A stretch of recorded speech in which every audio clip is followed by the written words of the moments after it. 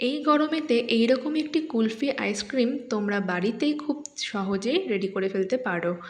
Whipping cream ছাড়াই এই আইসক্রিমটা পুরো রেডি করব। তাই শেষ অবধি দেখতে থাকো। ভালো লাগলে অবশ্যই লাইক, শেয়ার আর সাথে থাকতে চ্যানেলটিকে সাবস্ক্রাইব করে দিও। প্রথমেতেই 500 লিটার দুধ গরম বসিয়ে দিচ্ছি। আর এই দুধটি ছিল দোকান থেকে কিনে আনা প্যাকেটের দুধ। তোমরা চাইলে গরুর দুধ দিয়েও রেডি করতে পারো। আর যদি ফুল ফ্যাট হয় তাতেও কোনো অসুবিধা নেই। এবার দুধটাকে বেশ কিছুক্ষণ ধরে ফুটিয়ে কমাতে হবে। তার আগে দুধটা যখন বেশ খানিকটা গরম হয়ে আসবে তখন একটি পাত্রের মধ্যে তুলে নেব। গ্যাসের আঁচটা বাড়িয়ে নিয়ে বেশ কিছুক্ষণ ধরে দুধটাকে নেড়ে চেড়ে নিচ্ছি। দুধটা যখন একটু ফুটে আসবে তখনই 2 হাতা মতন দুধ একটা পাত্রের মধ্যে তুলে নিতে হবে।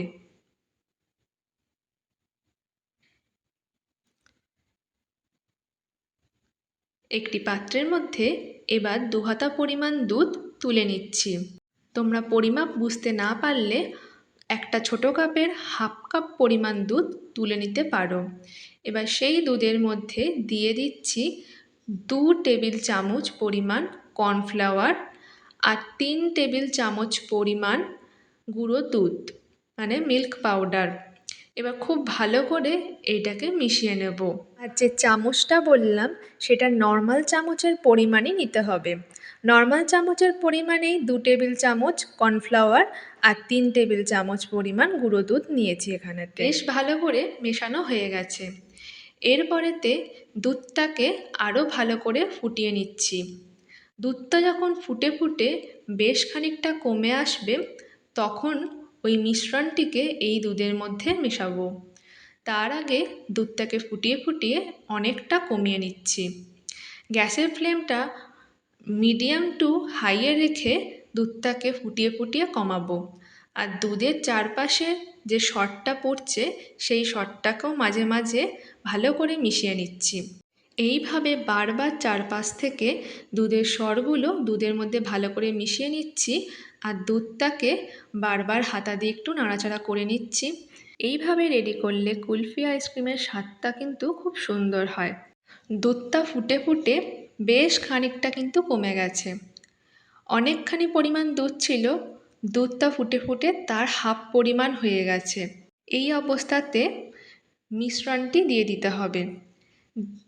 দুধের মধ্যে গুঁড়ো দুধ আর কর্নফ্লাওয়ার যে মিশ্রণটি রেডি করে রেখেছিলাম সেই মিশ্রণটি দিয়ে এবার ভালোভাবে নেড়েচেড়ে নিতে হবে। আর গ্যাসের ফ্লেমটা একটু লো ফ্লেমেই দিয়ে রাখতে হবে। খুব ভালো করে মিশিয়ে নিচ্ছি। যেহেতু এর মধ্যে কর্নফ্লাওয়ার আছে আর গুঁড়ো দুধ আছে তাই খুব তাড়াতাড়ি ঘন হতে শুরু করবে। তবে ভালোভাবে নেড়েচেড়ে নিতে হবে, নইলে নিচ থেকে লেগে যেতে পারে। যখন ভালোভাবে বেশ ঘন হয়ে আসবে তখন এর মধ্যে দিয়ে দেবো মিষ্টি মানে চিনি। চিনির পরিমাণটা আপনারা বুঝে দেবেন। আইসক্রিম যদি খুব মিষ্টি খেতে চান তাহলে সেই বুঝে চিনিটা দেবেন। আর যদি আইসক্রিমের চিনির পরিমাণটা মানে মিষ্টির পরিমাণটা কম রাখতে চান তাহলে চিনিটা অল্প দেবেন। আমরা এখানেতে 500 লিটার দুধের জন্য 2 হাতা পরিমাণই চিনি দিয়েছি, তাতে আইসক্রিমের মিষ্টির ভাগটা বেশ সুন্দরই ছিল। এবার খুব ভালো করে আবারই ফুটিয়ে নিচ্ছি। আর চিনি দেওয়া মাত্রই আবারই কিন্তু একটু পাতলা হয়ে যাবে। তো 2 থেকে 3 মিনিট আবারই ভালো করে ফুটিয়ে নিয়ে বেশ খানিকটা ঘন করে নিয়েছি। খুব কিন্তু টাইট করবেন না, এই রকম টেক্সচারটা রাখতে হবে। বেশ খানিকটা ঘন হয়ে গেছে, দেখবেন হাতার গা থেকে সরছে না। হাতার গায়ের মধ্যে বা খুন্তির গায়ের মধ্যে একটা মোটা আস্তরণ পড়ছে। এই অবস্থাতে গ্যাসটা বন্ধ করে দিতে হবে। গ্যাসটা বন্ধ করে দিয়ে ভালোভাবে আরও নেড়েচেড়ে নিতে হবে, যাতে এর ওপরেতে কোনো রকম মোটা স্তর না জমে যায়।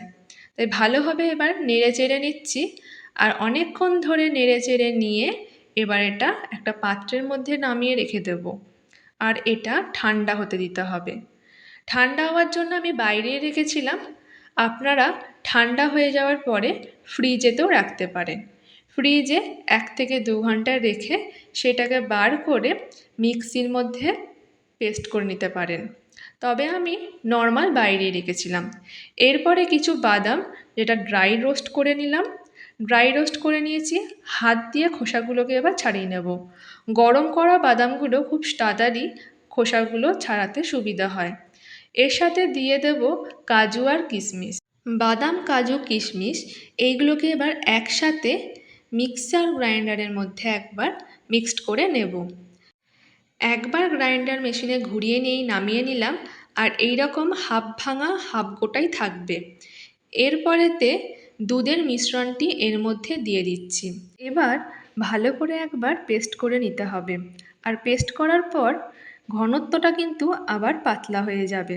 যতটা পরিমাণ ঘন ছিল পেস্ট করে নিলেই বেশ পাতলা হয়ে যাবে। আর এর মধ্যে যদি কোনো রকম ডলা মানে ডেলা আটকে থাকে, সেই দলা ভাবগুলো একদম ভেঙে যায় আর একদম এর টেক্সচারটা সুন্দর হয়ে যায়। এরপর দিয়ে দিলাম একে একে ভ্যানিলা এসেন্স আর দিয়ে দিলাম এলাচের গুঁড়ো। ভ্যানিলা এসেন্সটা 1 চামচ পরিমাণ দিতে হবে, আর এলাচের গুঁড়োটা একটু বেশি মানে 1.5 চামচ পরিমাণ দিতে হবে। কারণ ঠান্ডা হয়ে যাওয়ার পর আইসক্রিমের মধ্যে থাকা সেন্টটা কিন্তু অনেক অংশই হালকা হয়ে যায়। তাই আমি আবার ওই একবার শেষে ওপর থেকে এলাচের গুঁড়োটা ছড়িয়ে দিলাম, আর ভেঙে রাখা সমস্ত ড্রাই ফ্রুটগুলো এর মধ্যে দিয়ে আবার ওই হাতার সাহায্যে খুব ভালো করে মিশিয়ে নেব। মিক্সির মধ্যে কিন্তু আর পেস্ট করার কোনো দরকার নেই। এবার খুব ভালো করে মিশিয়ে নিয়েছি। এবার এই মিশ্রণটিকে একটি এয়ারটাইট কন্টেনারের মধ্যে দিয়ে দেব, আর দেওয়ার পরে 8 থেকে 9 ঘন্টা পর্যন্ত কিংবা পুরো একটি দিন তোমরা ফ্রিজে ঠান্ডাতে রেখে দিতে পারো। অবশ্যই রাখতে হবে ডিপ ফ্রিজে। ডিপ ফ্রিজে রেখে দেওয়ার পর আমি একদিন গোটা রেখেছিলাম, তারপর বার করে ফেললাম। বার করে নিয়ে একটি পাত্রের মধ্যে জল নিয়েছি, আর সেই জলের মধ্যে টিফিন বক্সটিকে বসিয়ে দিলাম। কিছুক্ষণ ধরে এইভাবে একটুখানি ঘুরিয়ে নিচ্ছিলাম, যাতে আইসক্রিমটা খুব সহজেই পাত্র থেকে বেরিয়ে চলে আসে। তারপরে ঢাকনাটি খুলে নিচ্ছি, আর ছুরির সাহায্যে চারপাশ থেকে একটু আলগা করে নিচ্ছি। আলগা করে নিয়েই এবার একটা পাত্রের মধ্যে উপুড় করলেই বেরিয়ে আসবে। খুব সহজ, কোনো রকম অসুবিধা হবে না। আর আইসক্রিমটা তোমরা ওপর থেকে দেখেই বুঝতে পারছো যে এতটুকুর জন্য বরফ জমেনি, আর একদম ক্রিমি একটা ভাব রয়েছে। হুইপিং ক্রিম ছাড়াও এত সুন্দর কুলফি আইসক্রিম বাড়িতে খুব সহজেই তোমরা বানিয়ে ফেলতে কিন্তু পারবে। এবার বানিয়ে নিচ্ছি কেকের মতন ছোটো ছোটো টুকরো করে, আর ওপর থেকে দিয়ে দেবো কিছু কাজু আর কিশমিশ, যাতে দেখতে একটু সুন্দর হয়। তো তোমাদের যদি এই আইসক্রিম রেসিপিটা ভালো লেগে থাকে তাহলে অবশ্যই লাইক আর সাথে শেয়ার করে দিও তোমাদের বন্ধুদেরকে। আর যারা এখনও চ্যানেলটিকে সাবস্ক্রাইব করোনি তাদের কাছে অনুরোধ রইল এই চ্যানেলটিকে সাবস্ক্রাইব করে দিও। আর যারা শেষ অবধি এই রেসিপিটি দেখলে তাদেরকে অনেক অনেক ধন্যবাদ। রাধে রাধে।